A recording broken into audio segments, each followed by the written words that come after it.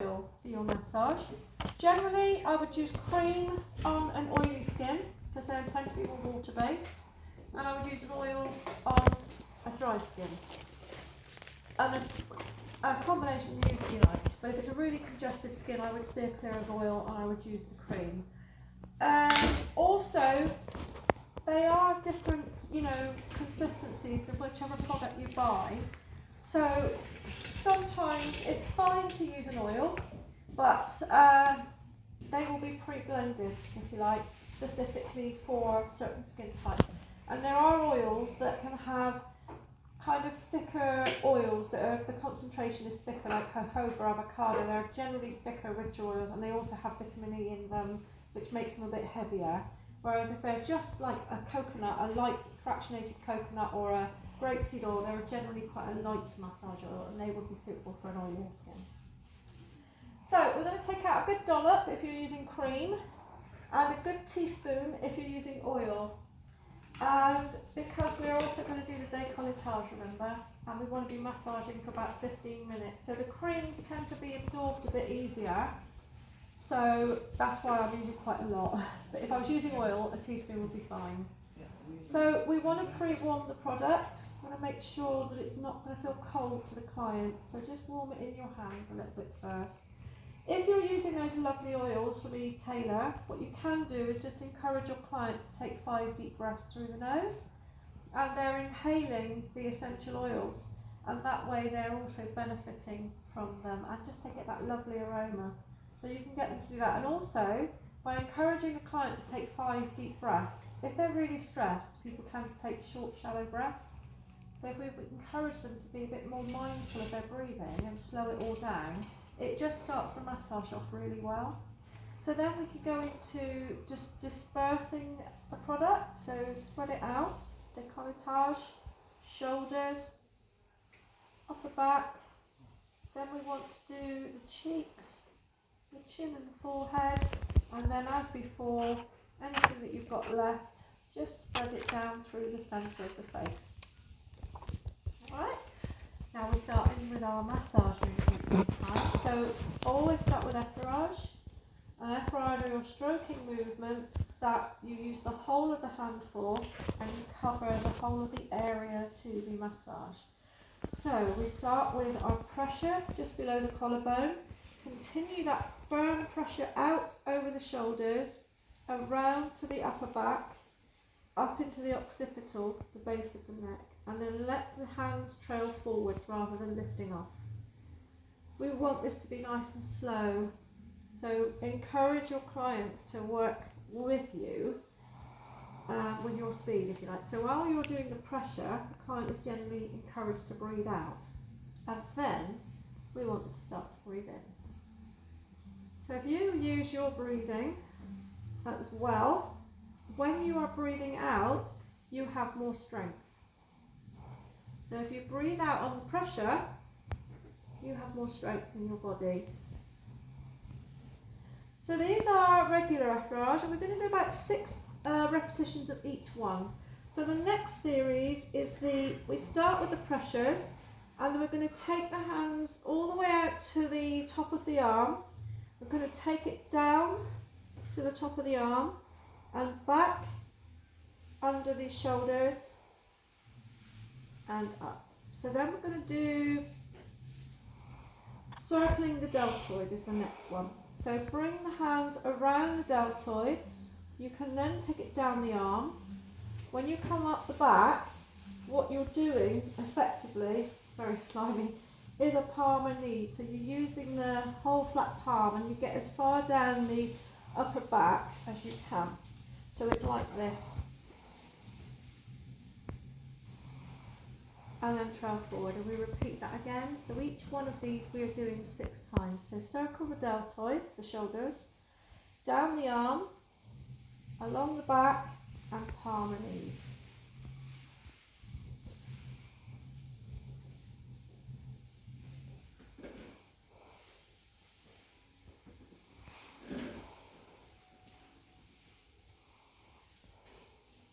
One more of those.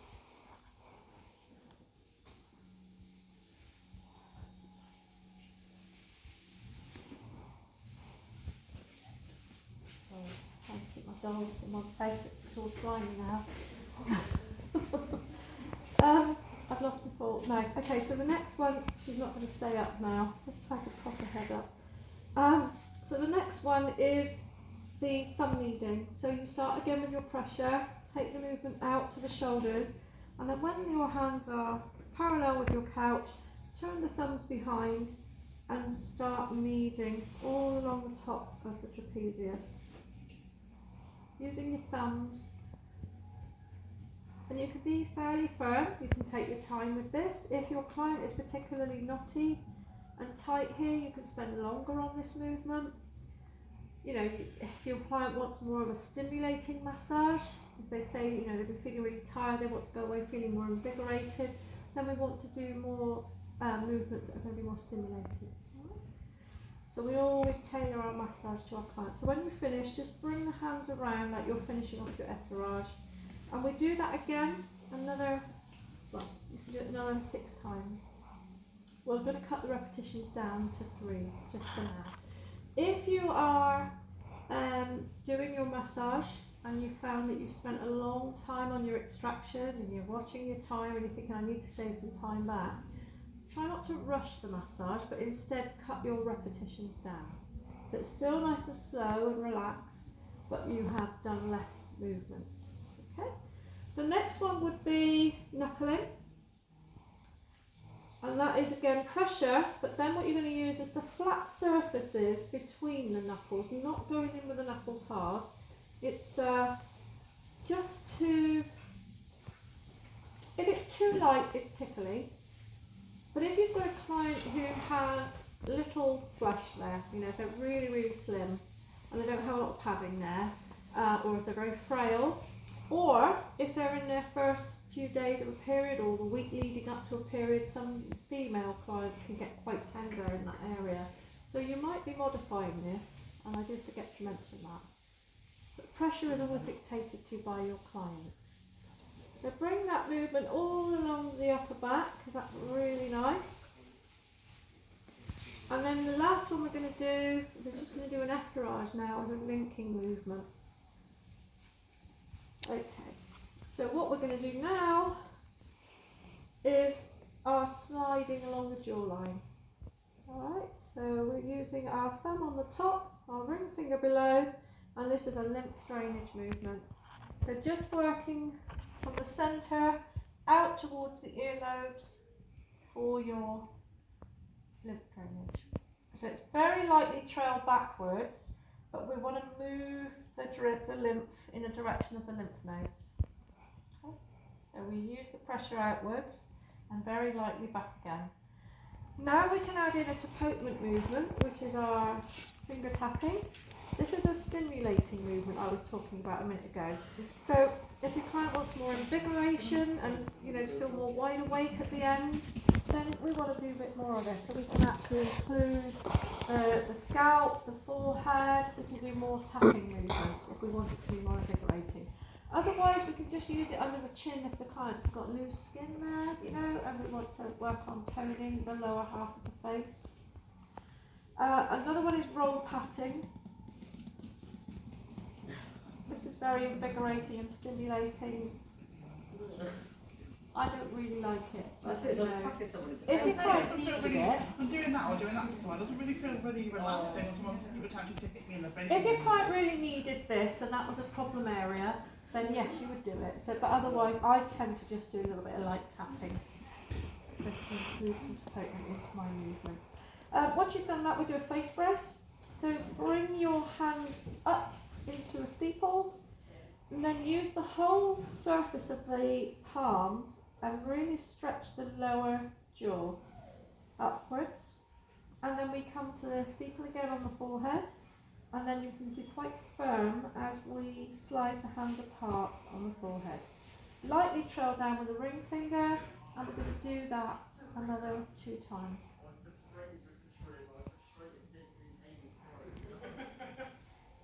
Because I've used the doll and it's not absorbing the cream, it's really slimy, I can't get a grip on it. But if this is a real client, the cream does get absorbed more easily. Okay. We've all done it, so I've encouraged you all to use loads. Just flipping around. I forgot what I was saying now. Okay, so we've done the face brace, sorry. I'll do one more so I can get my train of thought. We'll do about 3 of these. And then from here we do our eye circle. So you have the ring finger at the temples ready. Take your hands, slide them underneath the eyes, bring them up together on the bridge of the nose and out over the eyebrows. We repeat that 6 to 8 times. And each time, when I reach the temples, I like to do a little upward pressure.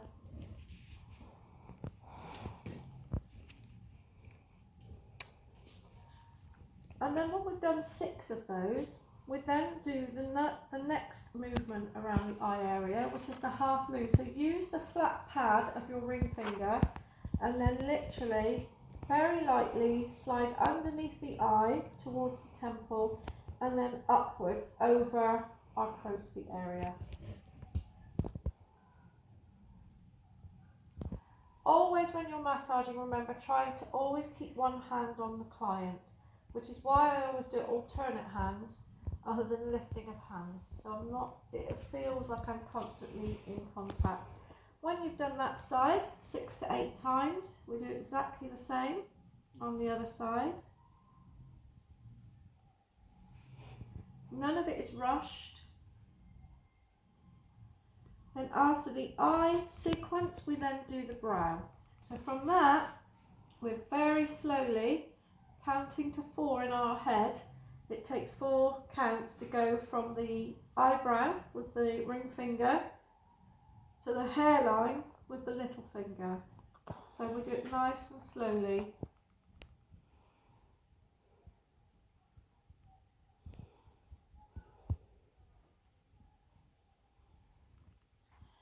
And in real life, you would do between 15 and 20 over each eyebrow, but we're just going to do about 8 for now.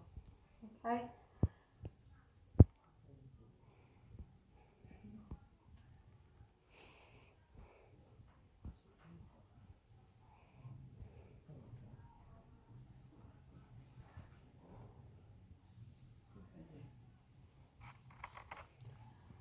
And then you can even add in, although it's not on your routine, the strokes up the nose like that. That's quite nice to do as well. So from here, we would then do our movement on the neck. Okay. If you were going to do your mama points, you would add them in now. But remember, you don't need to do that unless you're just doing a facial massage routine. It's just something you don't need to do. So from here, just holding the client's head, you're going to gently turn their head and you'll say to them, I'm just going to need to turn your head for you. Turn their head to the side. Obviously your client's shoulders are going to be nice and flat, so I'm going to pop it back for now. And then you're just going to work on the chest and décolletage and the neck. So again, pressure below the collarbone. And then take that pressure out over the shoulders and then up the neck. So it's really firm until you get to the neck and then you start to lighten off. You can do it alternate hands like this if you wish to. If that feels a little bit cack-handed or uncomfortable, you can continue just to work with the one hand. I am kind of gripping onto my client's head a bit because it's sliding. You're not going to do that on your client, but you will probably rest your hand. I tend to rest my hand. I'm sort of cupping their face because that feels quite nice.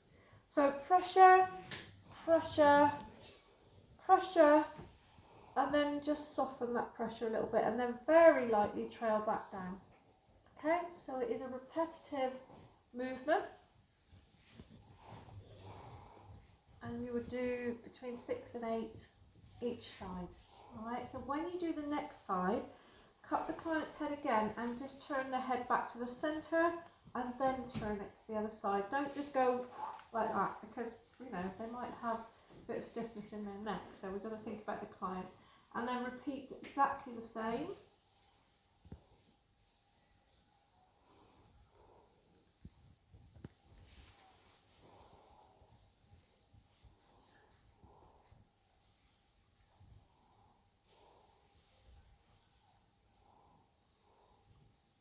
And then once once you've done 6 on that side, or 8, however many you're doing, just make sure you do them both the same. We then can do our scalp massage, or you can save the scalp massage until you do the mask, which is, I think it's quite nice doing it that way around personally. So from this point on, I would turn the client's head back to the centre, and then I would just finish off with my 3 effleurage. And on the very last of your 3 effleurage, you are going to do your quaking movement, which is your vibrations. I can't do that. I can't do it. You can't quake it, fake it. So it does come with practice. So on the last one, all you're doing is you're tensing your arms. Your hands are barely touching, they're just literally resting against the skin. And with that tension, you get a little bit of quaking going on. And if you can't do it, just go like that, make it look like you are. Okay? And then can you just show where it is on the back where you're... Yeah, so I'm literally, it's in the nape of the neck, so my hands are literally just resting like that, and I'm just doing that. Very light movement. Okay? So, we have a very slimy doll now. So I have slimy hands as well. So I think what we would normally do now is pop on the mask. So I'm going to demonstrate the mask, but I'm just going to take off some of this product for a moment. I wouldn't normally do this to my clients. I would normally leave the oils onto the client's skin, and if you work with cream, most of this is now would have been absorbed because it's water based. Just a quick question. Oil, I generally leave it. You know when it's all soaked up, the moisturiser, do you like keep a hand on while you're getting a new load of moisturiser, or does it not matter if you just take your hands off and then just continue with extra? So when you, because like I found when I did one at home the other day, the moisture ran out really fast. Yeah, so I keep one hand on and then... That's what I meant, yeah. So, when you put your mask on, I'm not actually going to put the mask on the client, on the doll, but what I would do is, you can either get an extra little pot and put the mask in there. What you mustn't do is take from the pot like this, because that's not hygienic.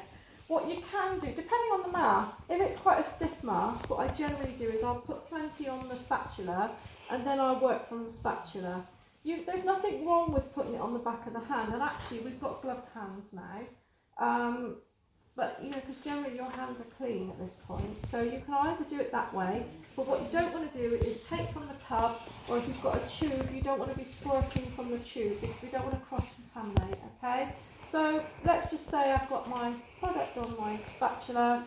I'm just going to start at the base of the neck, and I do a little line, like I'm going under the neck, like that. So I'm going to do under the neck, and then I come up towards the jaw, like that. And I do that all along, so that I've covered, and I've got a nice neat application there. And then what I do is I just work on one side of the face, like that, outwards. You need to make sure that you don't get any mask on the lips, so you leave a little area around the lips. You carefully do the upper lip, and then to do the nose area, just work downwards and follow the curve of the nose. Alright? Then you can do the side of the nose and come under the eye. And again, you get close to the eye, but you don't want to touch the eye or get any on the lashes. So then you can fill in and then bring it nice and neat, so you have a nice neat edge at the side of the face, over the temples. Then you can do the forehead, and this time you need to make sure that your mask doesn't touch the brow hair or the hairline. So you want to follow the brow to leave a nice opening, and then fill in the rest so that we have a nice neat edge. And then finally, you can go down the bridge of the nose like that, so that you are also covering the tip of the nose. Alright, then you can do exactly the same on the other side, so work outwards along the jaw, like that. You need to then go under the nose, the upper lip, just be careful, try not to get any on the lips. And then down around the corner of the nose, like that. And then you can do the bulk of the cheek, and then the side of the nose, and under the eye, and then bring it nicely up the side of the face. And then finally over the eyebrow, and then fill in the rest of the forehead. And that's it. So by then you've done your mask application. What you should have is a really nice, neat edged mask, no sort of jaggy edges, no gaps. And at this point, just check. It's so common to leave a little area under the chin that you've missed. So just check that you haven't missed anything. What you can do while the mask is on is you can pop an eye gel, some damp pads with some eye gel on it, or you can just dab some eye gel or eye mask over the eye area, and then pop your damp cotton pads over the top. We have got some treatment products in the Eve Taylor range.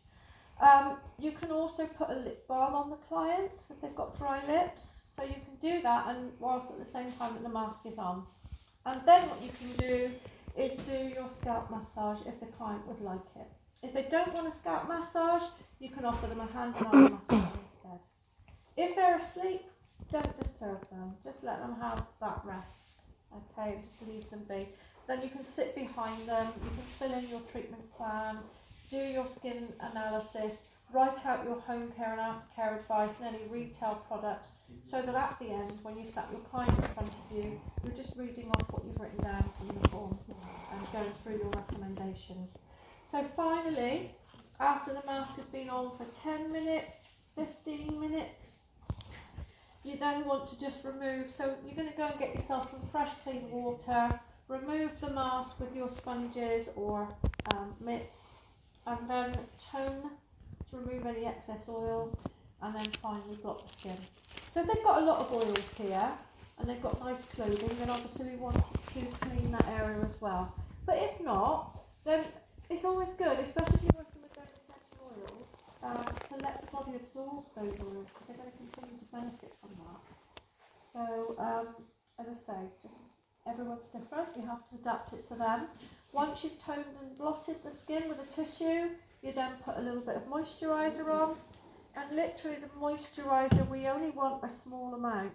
We're not trying to slather it on. Oh, I've got one that's not working. Oh gosh, okay. So pretend this is my moisturiser, just a tiny bit of cleanser. So I don't want to use much more than that really over the whole face. All I want to do is cover the surface of the skin, because while I've done a deep cleanse, I've removed the natural oils, I've taken away that sort of acid mantle, if you like. So the skin at the moment is going to be vulnerable for the next 12 hours because it's going to start rebalancing itself. So it can take 8 to 12 hours to rebalance.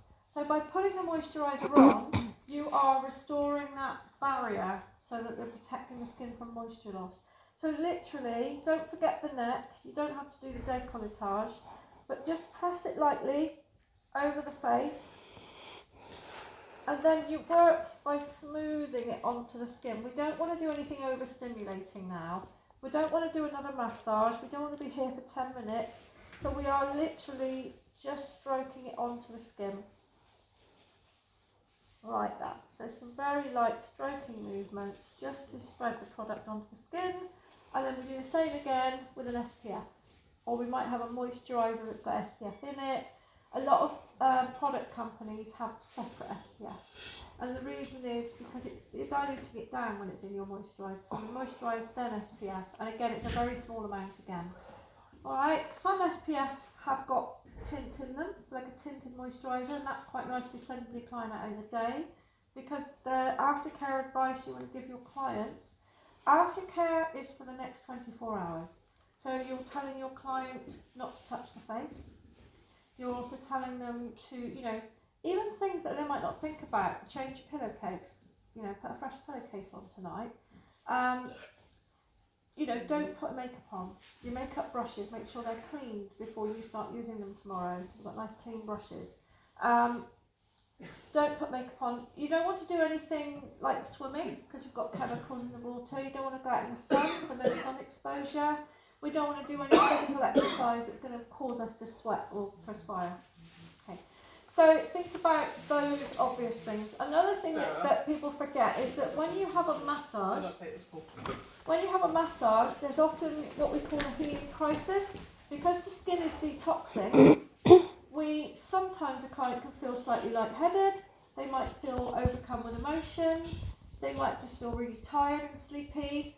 But while the body is detoxing, what we want to do is encourage them to rest and drink plenty of water. And if they do get those signs, headache, then it's because their body has got a lot more toxins. So the more coffee they drink, the more they smoke, the more caffeinated stuff they have, the more likely they will feel the effects of that healing crisis. So rest and lots of water is what we recommend. Avoid caffeinated drinks for the next 24 hours. And then after that, so that's your aftercare. The next thing is home care.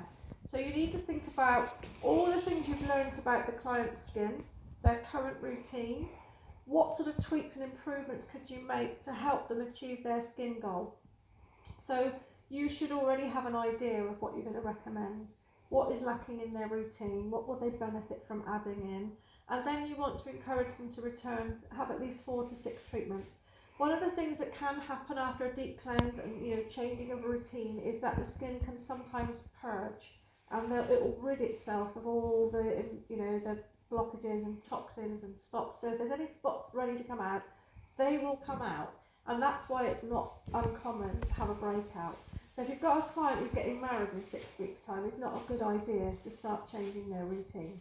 What you really want to do is get them started on a new routine 6 months before the wedding, so that by the time the wedding comes, they've got lovely clear skin. All right, the last thing you want to do is put on a facial 2 weeks before their wedding, if it's the first time, because they'll come out in spots and it will be awful for them. All right, so think about that. That's your home care. What can they do in between treatments to improve their routine? Are there any questions?